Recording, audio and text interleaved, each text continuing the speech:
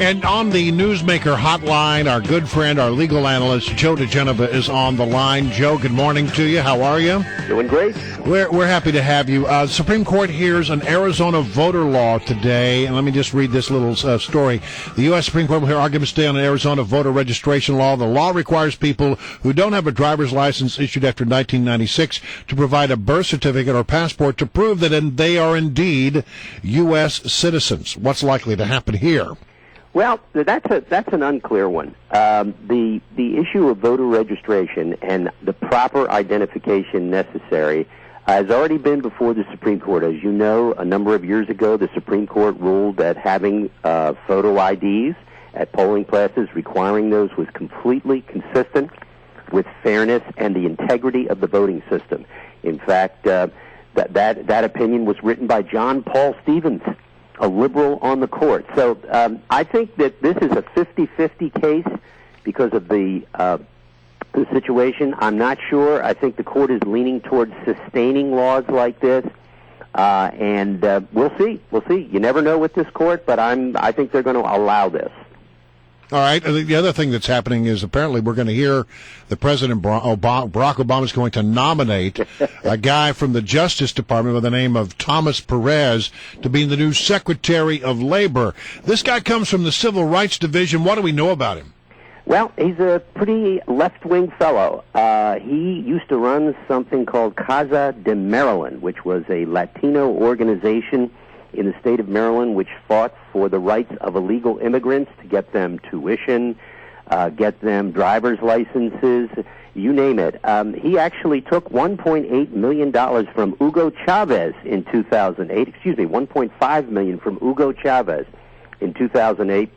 He is known in leftist circles as the best of the best, and that means for those of us on the other side, he's the worst of the worst. He will be the single most radical labor secretary since the 1930s.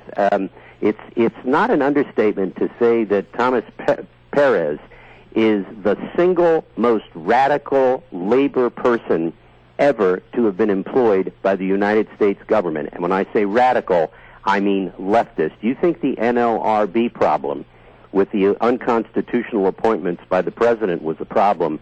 You ain't seen nothing yet. This guy is anti-business, anti-right to work, and there would be no end to it. I predict that he will not be confirmed. Wow. So now that the single most radical person to be employed by the business, that's only because technically Van Jones was never employed, That's right? He was a volunteer czar. Correct. So you're saying the Republicans in the Senate should absolutely draw the line in the sand here on Perez for labor and block this nomination. Are there any Democrats who could walk over and cross that line? Because because he's a Latino, it's certainly it's a dangerous ground to stand on.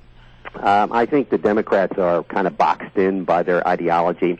Even the neocon Democrats from the West, the Montana guys, the people who support gun rights and are moderate, they're going to have a very, very difficult time. But they're going to have to be able to get to a vote on him, and this is going to get very rough because see, a guy like this who has not been a good steward at the Department of Justice, has radicalized the Civil Rights Division even beyond its old radical ways, is going to be the type of person who will take the president's recess appointment philosophy, unconstitutional recess appointment philosophy, and take it to heart and will do things, if he's confirmed, which no Secretary of Labor has ever done. The anti-business atmosphere in the department will be ratcheted up for the next 4 years. And I think this is a pretty big vote for Republicans. This is almost like a court vote. This is almost like a circuit court vote because of the amount of law that he controls with the selection of the solicitor and members of the NLRB. Wow. All right. Well, he's a bad guy. No, we got it, Joe. He's a very bad person. Well, I sort of want to just ask you one more question about that, and that is, you say you don't think it'll be confirmed. So far, some fairly radical people have been put forth by the Obama administration, and all of them have been confirmed. That's true. That's true. And the Republicans have chosen their fights well, and I think this is a fight that should be chosen. This man is the worst of the worst in terms of left-wing radical ideology. He should not be confirmed. And I will be extremely disappointed if he is, because there will be an onslaught against American business like you have never seen. All right. Well, speaking of radical, I think a lot of people believe that Obamacare is radical, especially in the mandate from the Health and Human Services with regard to private institutions and religious-based institutions having to go against their moral beliefs and provide health care and, in some cases, abortion services. This has finally now been challenged by Thomas Moynihan. He, of course, used to be the chairman and CEO of Domino's. He now heads up Ave Maria University in Michigan, and he won an injunction. Is this the beginning of the end for a lot of these Health and Human Services mandates?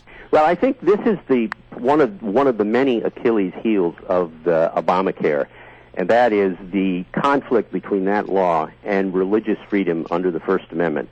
A federal judge in the Eastern District of Michigan issued a preliminary injunction against the enforcement of the mandate that requires corporations like the one that Mr. Moynihan heads to carry contraceptive coverage for which they have a fundamental disagreement on religious grounds.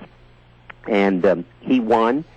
The federal judge said that this part of the mandate was unconstitutional because it forced upon people who didn't want to violate their religious core principles by providing abortion and abortion pills and other things like that. I think this is likely to survive, and this is going to have a profound effect on the enforcement of the law and its administration. It's going to have wide-ranging effect. We'll see as it makes its way up to the Sixth Circuit, but right now this looks like as part of a growing view among federal judges that at least parts of Obamacare just are not going to meet constitutional muster. All right, Joe DiGenova. Is it possible, though? Do you want to go ahead? No, I just want to say, just take this call real quick. Javier and Manassas, stay on the line, Joe. Javier and Manassas, you're on with Brian and Larry. Hello? Yeah, what do you think? I'm calling in regards to the whole Tomas Perez thing. Yeah. Look, I'm an immigrant, and I'm conscious that the whole immigration thing has gone out of control. But you agree with Joe's assessment of him? No, I don't agree with him. Not at all. Because right now we immigrants need someone that have been in the United States for a whole bunch of years. We need someone that does things by the book. My wife and I, we've been in the United States for a whole bunch of years. My wife came almost 25 years ago. So you think Joe's off base there? No. I think Javier is saying he doesn't agree with Thomas Perez. He agrees. You don't agree with Perez? No, I don't agree with Perez. Okay, I'm with you. I'm sorry. Why? Because he's the type of person that wants to do things for his own convenience. For an example, the whole immigration things now, with the whole immigration reform, and he's the type of people that support that type of actions that Obama's doing. All right, thank you, Javier. Thanks, Javier. Well, Joe, you got supporters out here. You got people with. Fired up against Perez. Hey, listen, this guy Perez is bad, and that's what listeners should come away with from this very informed discussion. All right. Well, we're going to pay a lot By the more way, guys, remember from our discussion of who was going to be Pope, I said it would be from Latin America. You were right. All right. And so if you're right about the Pope, you've got to be right about Perez. And everything else for that matter. And everything else. All right, Joe DiGenova. Always a pleasure, Joe.